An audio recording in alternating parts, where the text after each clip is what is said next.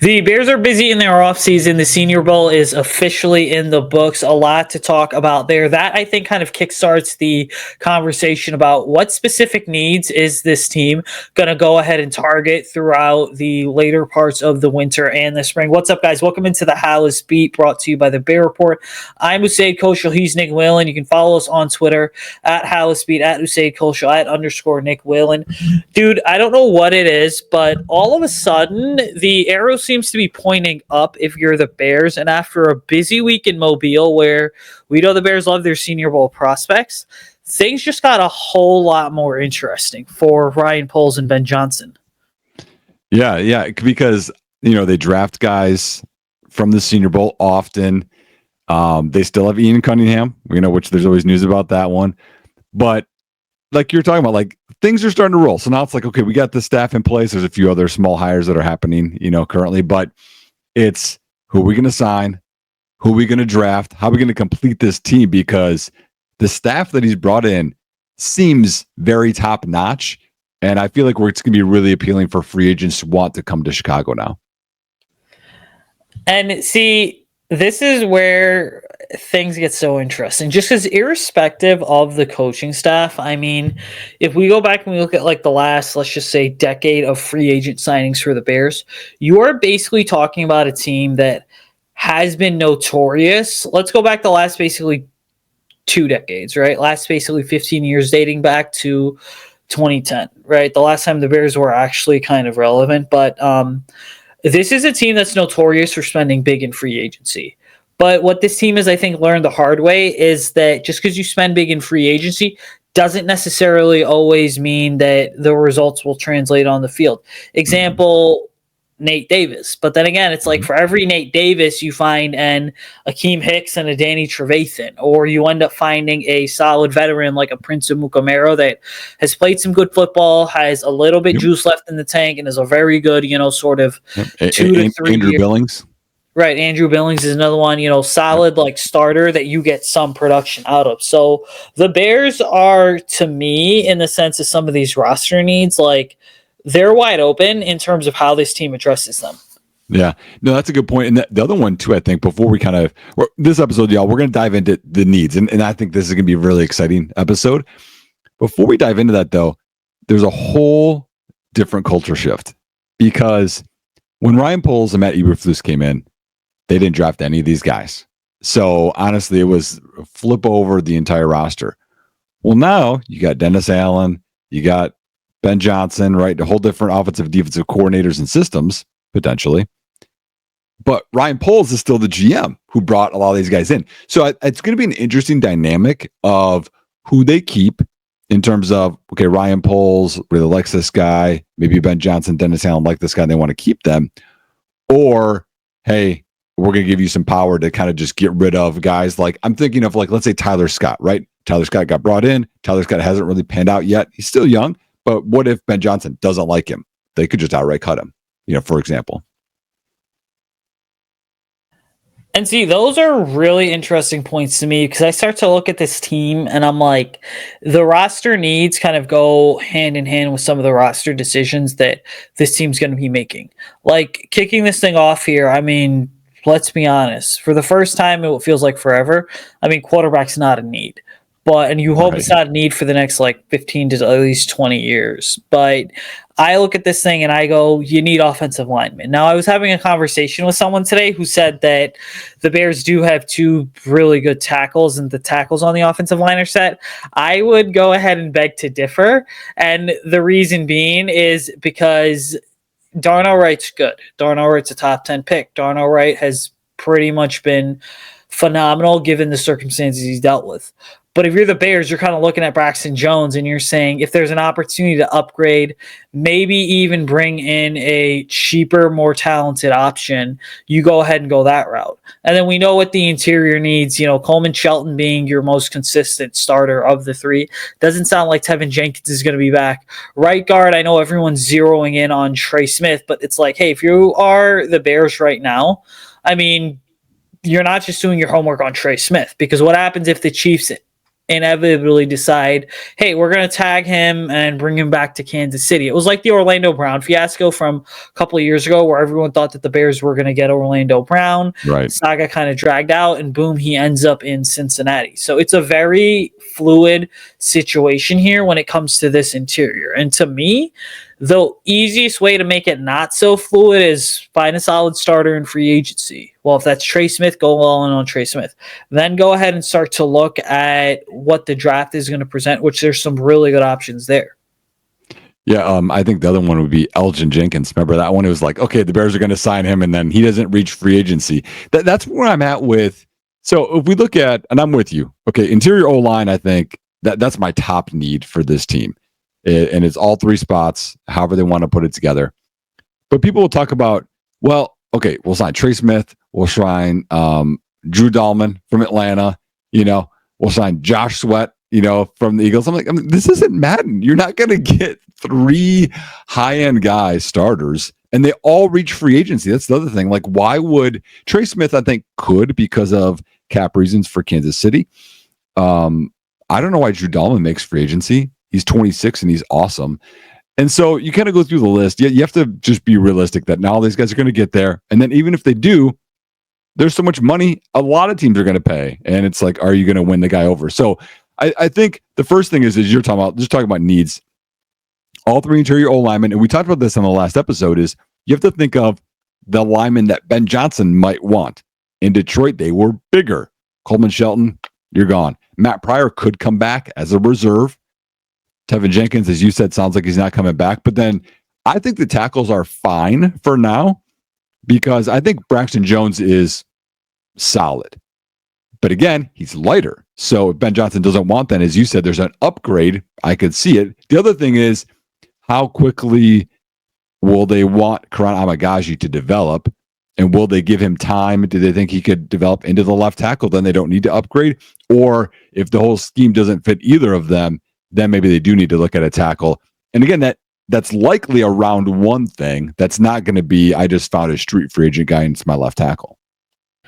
Yeah, and you mentioned the size there. So that is so key for me because let's be honest, for everyone that's ever heard the saying, the game starts and ends in the trenches, like you need to have a good offensive line, okay? Speaking from a coach's perspective, I will be honest, the league has done the game of football a massive disservice by marketing the hell out of these passing quarterbacks in the passing game, Part of that is the league. Part of that is the media with the way that some of these quarterbacks now get babied and just absolutely kind of overblown. But you want to understand the offense. You want to start to understand offense. Start to look at the way that the run game mirrors the pass game. Start to look at just basic blocks like your combo, your duo, your different kind of gap scheme and zone scheme combinations. And again, we'll do one on Ben Johnson's offense down the road here, film breakdown, but you got to start to understand that. Now, you mentioned the size, right? So you need specific type of offensive linemen in every single system. Under the Luke Getsy's and the Chris Morgans of the world, the Kyle Shanahan system, you needed quicker, lighter guys just to be able to kind of run that zone scheme because you needed guys to get out of there. Right under this Ben Johnson scheme, you need players that can, like a Penei Sewell, who again is an exception to the rule, is big, fast, strong, physical, but should not be moving the way that he does for a guy his size. But you look at Drew Dahlman, like I've got the measurables up here, and Drew Dahlman is 6'3", 305, right? Eggleton Jenkins is 6'5", 311. Trey Smith is 6'6", 321. So of the three, you start to kind of look at this whole thing, and you're like, well, the guy that makes most sense is Trey Smith and then Jenkins. And that's if those two hit free agency.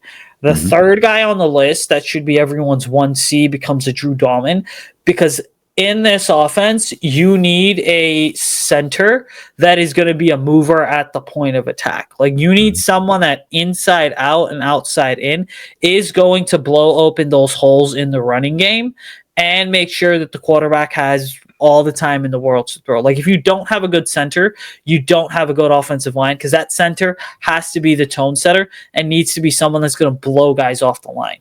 Mm-hmm.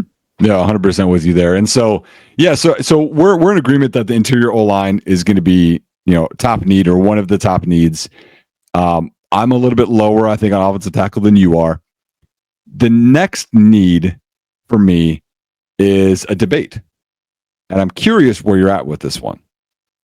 To me, it's not the end, which is what I think everyone would say the next need would be. The next need for me is defensive tackle. And you could say that's the third defensive tackle. I'm okay if it's a nose or if it's a three tech. I think it could be either one. And the other one, actually, I have listed as a secondary need, as another need, because we do need a backup. And I'm not counting on Zach Pickens.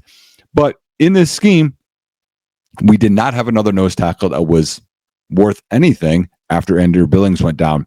And Andrew Billings under contract for another year. Love the guy. Think he's a phenomenal player. I think he's a big heartbeat of this team. But when he went down, we were in trouble. And Gervon Dexter, I think is a better three tech than he is a nose. So to me, that leans like, hey, we need to get another nose or groom the next nose for after Andrew Billings. Now, that doesn't mean that because this is a top need for me, that the Bears have to spend a first or second round pick or $6 million per year on the guy. Maybe you invest in a young guy there that you want to develop, but I think it's an important need to find that next anchor inside that can take double teams, won't get pushed when you're talking about combinations. He can stand his ground and let Edmonds and Edwards scrape and kind of, find the ball carrier instead of getting an offensive lineman crawling to the second level and blocking them. And those are really good points because, the nose is oftentimes, just at the most foundational level. Like the nose is a defensive tackle that is literally in the middle of your defense, oftentimes lined up as a zero tech, which is head over the center, which this scheme doesn't really have, or is a one tech, which is right outside the shoulder of the center, or even a one eye, which can be inside sometimes. But you talk about the defensive tackle position. So this is where the free agency class has some solid options that could make sense for the Bears, but ultimately, this is a really good class for defense. And in terms of the draft class and in terms of the pipeline coming through the talent, like the advantage, I guess, of being located where the Bears are is that the big schools like Notre Dame and Wisconsin are only a couple hours away, right? Michigan's only like 4 to 5 hours from Halas Hall. And so now this becomes something where maybe the Bears do go after a guy like a Mason Graham from Michigan, for example, someone such as Kenneth Grant. Obviously, OSU is only about a 6-hour drive from Halas Hall as well. And Tylee Williams is a name that a lot of fans should really get familiar with because the Bears just talked to, if you think about it, Justin Fry, the offensive line coach at Ohio State, who's now with the Cardinals. And so that's another potential connection there. But moving beyond defensive tackle, one area... Can I touch on one thing with that quick? Yeah, go ahead. One thing that's cool, y'all, and so I'm getting way ahead of it, but just something to pay attention to is you're talking about these local schools that produce some really good trench guys, is the Bears can cheat and get, you only get so many visits, right? During draft time in terms of prospects, you can get local visits and those don't count against your 30. So the Bears can get guys you're talking about from, Northwestern, Illinois, Notre Dame, Michigan, maybe Wisconsin, etc. If they're within that area, that won't count against that number. So I'm excited because they did this in past years too. But this year, I think there's some good prospects that might not count, but you can get them into Halas Hall. You can see how they are with coaches and see if they're a good fit. Yeah, and on that subject, the draft sort of prospect tracker is going to be fun because this is an organization where it's like they really don't like to tip their hand. But if you're kind of plugged in like you and I are, then we start to see the dots all of a sudden connect. But I think that to me leads to a really interesting discussion, and I'm curious to hear your thoughts on this. So there's people that think that there's a chance the Bears take an edge rusher at 10th overall. You know me well enough to know, dude, that the Bears have $120 million invested in defense. With a guru like Dennis Allen running the show, quite frankly, he should probably not need much more of anything. But my question is this: if you're at 10th overall and a guy like a Mason Graham or Abdul Carter is there, or you can go select offense. Which of the three avenues are you going with? if you're Ryan Poles. Because to me right now, like I'll be up front, Mason Graham and Abdul Carter, they're cool. But if Kelvin Banks or Will Campbell is there, I'm leaning those guys because this is a league driven by good quarterbacks and dynamic offenses, and you need linemen in every which way possible. Yeah, I'm going to lean the other way. I would lean. Well, Mason Graham and Abdul Carter should not be there at 10, but at 10, if it's between Kelvin Banks or James Pierce Jr. from Tennessee, really athletic guy I like, won't be the best against the run right away, needs to add some weight, or Mike Green, who people are hearing more about from Marshall. Those would be my picks over because the interior O-line, which is I think where Will Campbell's going to go, where some of these other tackles might move, I think is something that isn't prioritized at 10. I think that's something where it's a trade down, which if that's a whole nother conversation, but also you have those two picks in early round 2 where you can go interior O-line. So to me, because offensive tackle isn't the biggest need for me, I would lean an edge rusher because also what do they do with the other edge rusher? You've got Walker, DeMarcus Walker for another year under contract, fairly cheap. I think it's like $5 million against the cap, which isn't bad. Darrell Taylor's a free agent. He was fun splash in the pan, had some good games. Some games he kind of disappeared.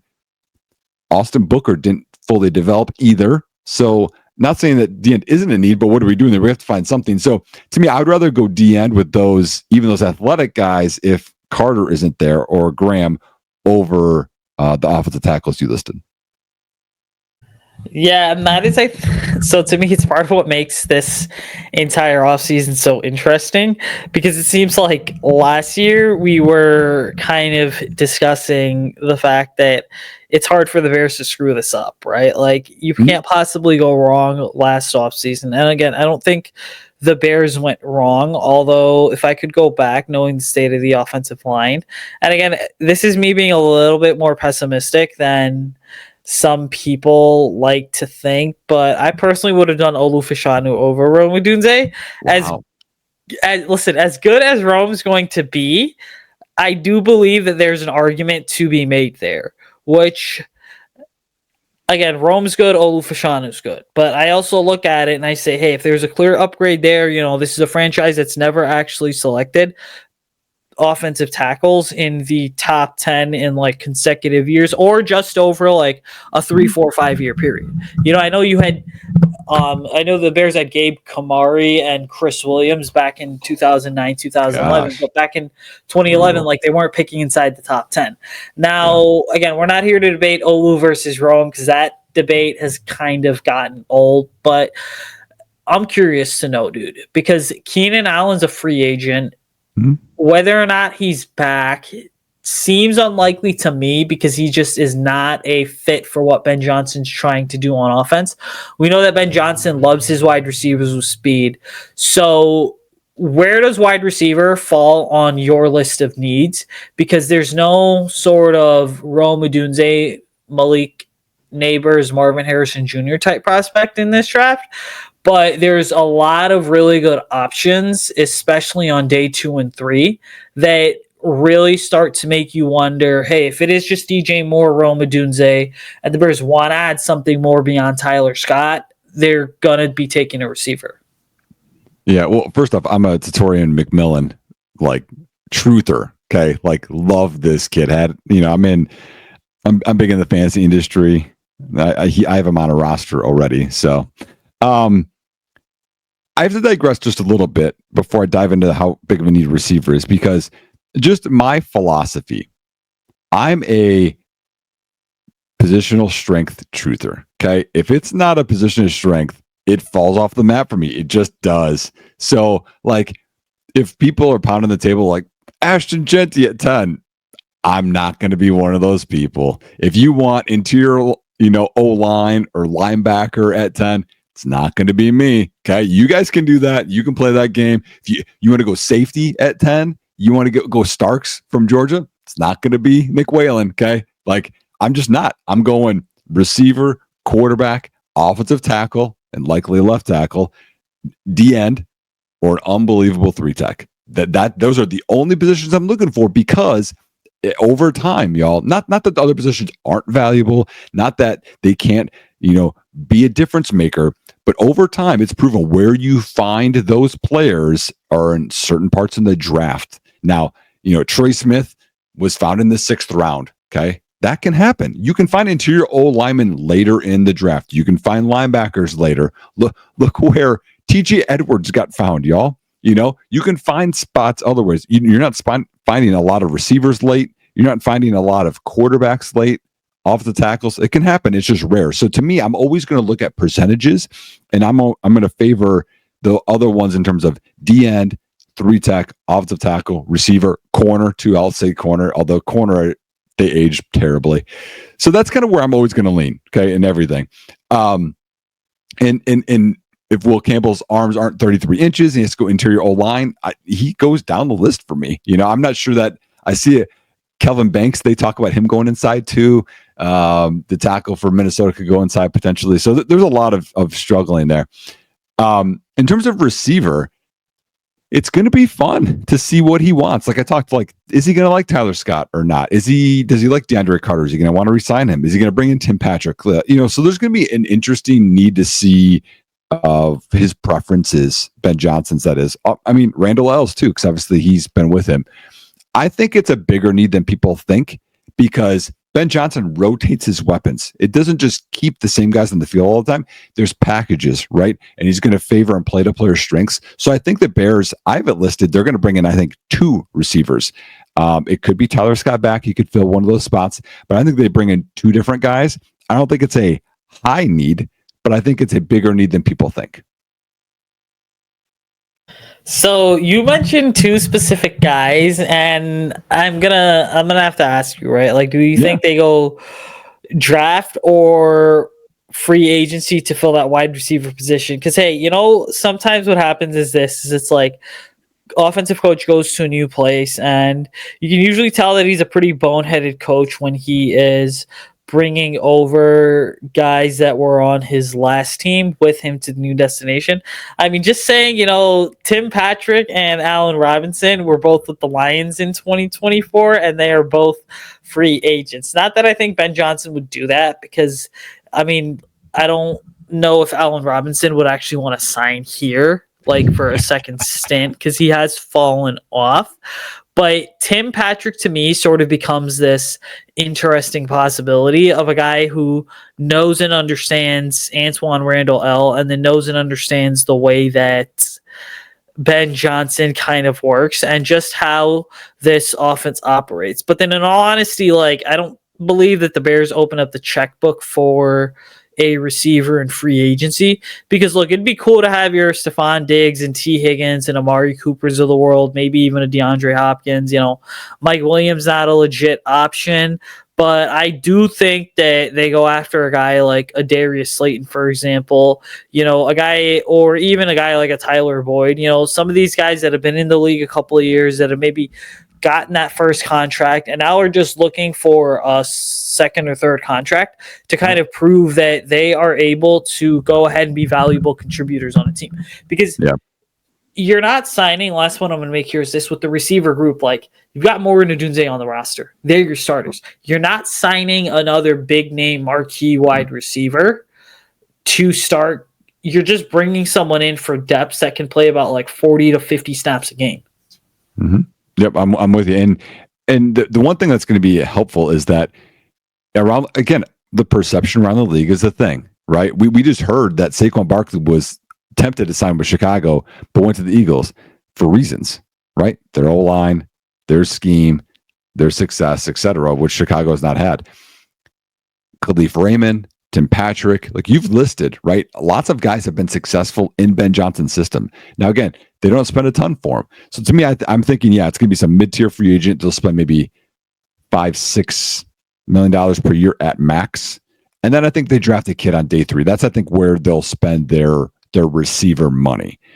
I have another need. I'm going to stick on offense that people aren't talking enough about. I think second tight end is a big need in Chicago. The Detroit tight end room was quietly one of the best in the NFL, y'all. I'm not saying they're awesome receivers, but you're talking about blockers. I mean, because Detroit, dude, they mauled people, and you need tight ends that can block, that can do that. So, Big Dog, I don't think is coming back. Who knows who's come back from that tight end besides Cole Kmet. I think that they bring in at least one, if not two tight ends, and look for some to be good blockers. Again, you have to catch the ball too. You can't just be that predictable. But I think that they bring in some tight ends because I think it's an important part of his offense. So let's talk this tight end conversation, because every mock draft I've done, dude, it has literally had Harold Fannin Jr. from Bowling Green in there, which you could argue in a really good tight end class with guys like Penn State's Tyler Warren taking the cake. Harold Fannin Jr. has possibly been the biggest riser, if not the biggest riser. And again, there's guys he not like win the Mackey Award is beyond me.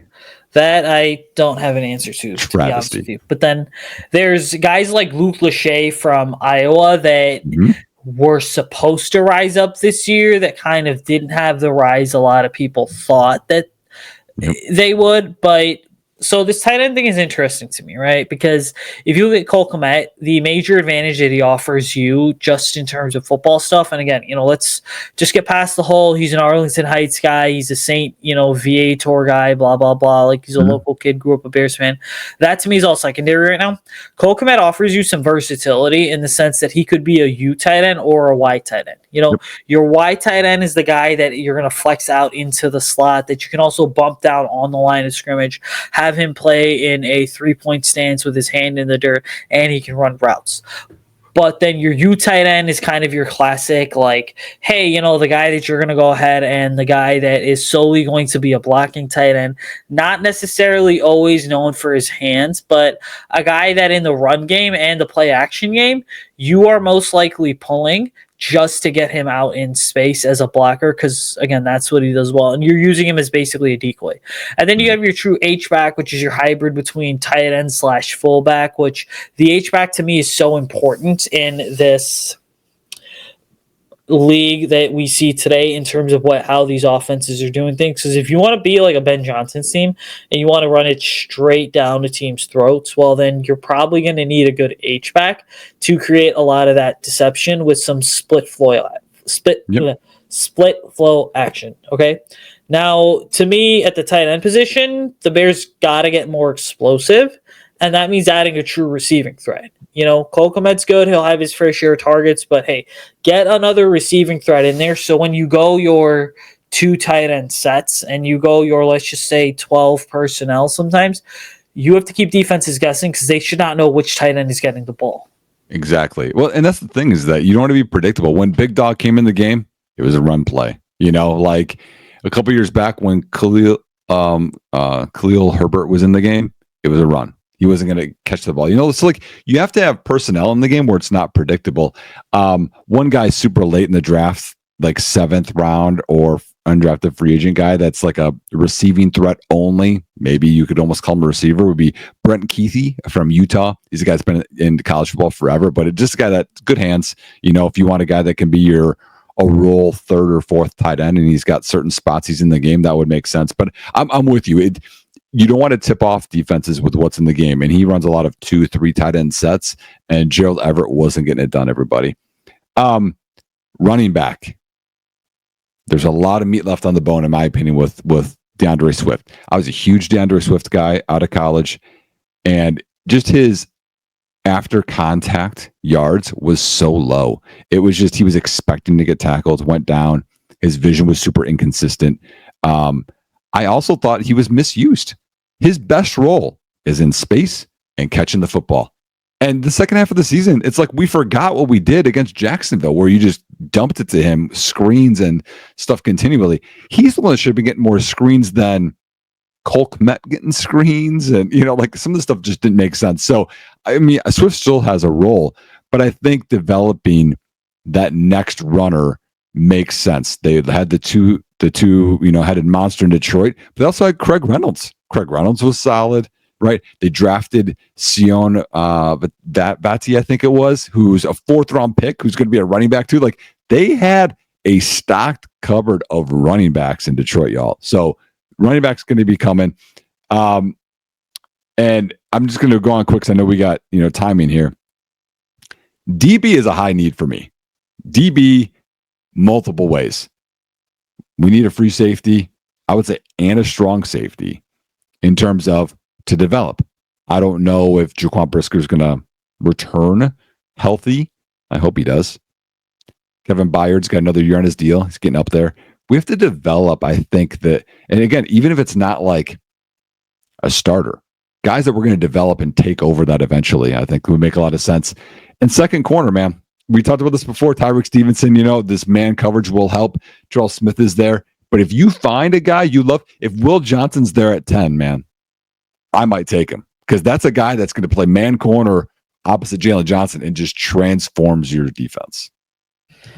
Yeah, the Will Johnson debates are ones that I kind of go and I'm like, listen, I get where people are coming from, but I'm going to be stubborn over the next couple of months and basically say like, hey, I need more and more and more offense, right? Like the more offense, I guess, the merrier for me based on the way that this team is going. You just have to be really aggressive with it. I will say here one point regarding the running back position, like don't sleep on the Bears taking a running back at some point in this draft because Ashton Jeanty's getting all the flowers and all the praise right now, but the reality for Ashton Jeanty is also this, is that Ashton Jeanty's good, but you have to account for, I think, a lot of the wear and tear at Boise State over the last couple of years.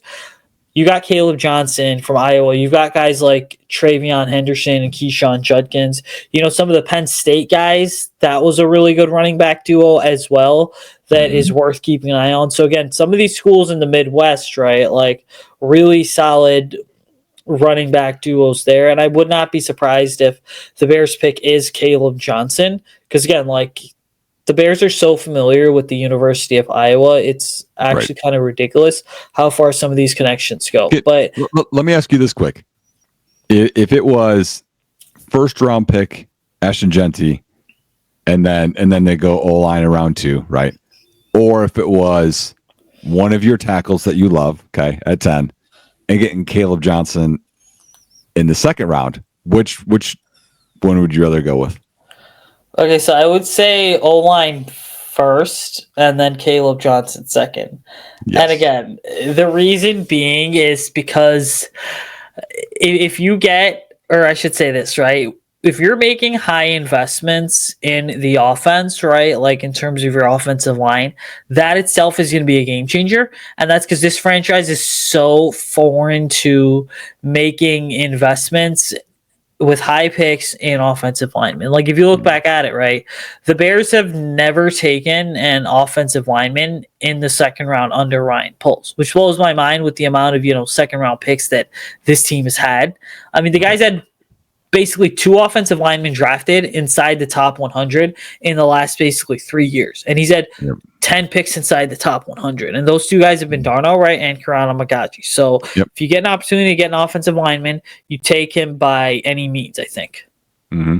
Yeah, no, I'm with you too. So again, like I draft by positional strength, and running back just isn't one. Second round feels high to me in this deep running back class. I would rather pick that running back, that first pick in round 3. I think you still can get a really good player there. Absolutely. That's going to do it from us. We're going to get out of here. Make sure you're following us on Twitter at HalasBeat, @_Nick Whalen, and at Usayd Koshul. Like, comment, subscribe. Bit of an announcement here. We're going to be moving to a podcast format for these as well. So if you can't watch our beautiful shining faces on camera and on YouTube, you can hear our lovely voices as well.